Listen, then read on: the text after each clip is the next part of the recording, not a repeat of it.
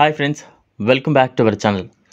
యుక్రెయిన్పై యుద్ధ నేపథ్యంలో పలు దేశాలు రష్యాపై ఆర్థిక ఆంక్షలను విధిస్తున్న విషయం తెలిసిందే. పలు దేశాలతో పాటు పలు సంస్థలు కూడా రష్యాలో తమ కార్యకలాపాలను నిలిపివేస్తున్నట్లు ప్రకటించాయి. అయితే రష్యాపై ఆంక్షల నేపథ్యంలో మన కరెన్సీ రూపీ రిజర్వ్ కరెన్సీగా విశ్వవ్యాప్తంగా చేయడానికి ఇదే సరైన సమయమని స్టేట్ బ్యాంక్ ఆఫ్ ఇండియా తాజా రిపోర్టులో తెలిపింది. అంతర్జాతీయ వాణిజ్యంలో చెల్లింపులు పరిష్కారాలకు రూపాయిని వినియోగించే అవకాశం ఆసన్నమైందని ఎస్బీఐ తెలిపింది. రూపాయిని అంతర్జాతీయ కరెన్సీగా వినియోగించడం వల్ల కొన్ని ఇబ్బందులు ఉంటాయని, ముఖ్యంగా ద్రవ్య పరపతి విధానం సంక్లిష్టంగా మారుతుందని ఆర్బీఐ గతంలో అభిప్రాయపడింది. అయితే కొన్ని సమస్యలు ఉన్నప్పటికీ దీనివల్ల లావాదేవీల వ్యయం తగ్గుతుందని తాజాగా ఎస్బీఐ నివేదిక పేర్కొంది. ఎస్బీఐ ముఖ్య ఆర్థిక సలహాదారుడు సౌమ్యకాంత్ ఘోష్ మాట్లాడుతూ, ప్రపంచ వాణిజ్యంపై అమెరికా కరెన్సీ డాలర్ ఆధిపత్యం మరికొన్ని దశాబ్దాల పాటు కొనసాగొచ్చు.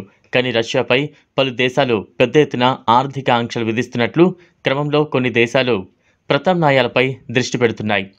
రూపాయి రూబుల్ వాణిజ్యానికి జరుగుతున్న సంప్రదింపులు ఈ కోవకు చెందినవే.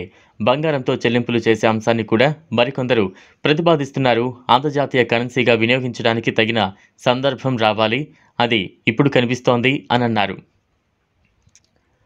ఆంక్షల వల్ల స్విఫ్ట్ పేమెంట్ సిస్టమ్ ద్వారా అంతర్జాతీయ వాణిజ్య చెల్లింపులు చేయలేని పరిస్థితిని రష్యా ఎదుర్కొంటోంది.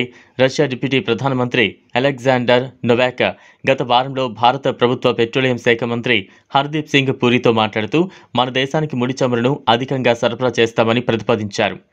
రష్యా చమురు సంస్థలు ఎంతో తక్కువ ధరకు చమురు ఇచ్చేందుకు సిద్ధంగా ఉన్నాయని తెలిపారు.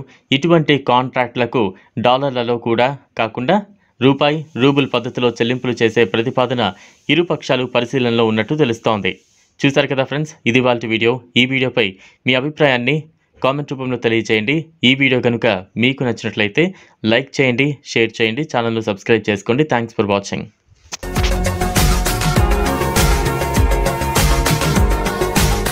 మరిన్ని అప్డేట్స్ కోసం మా ఛానల్ని సబ్స్క్రైబ్ చేయండి.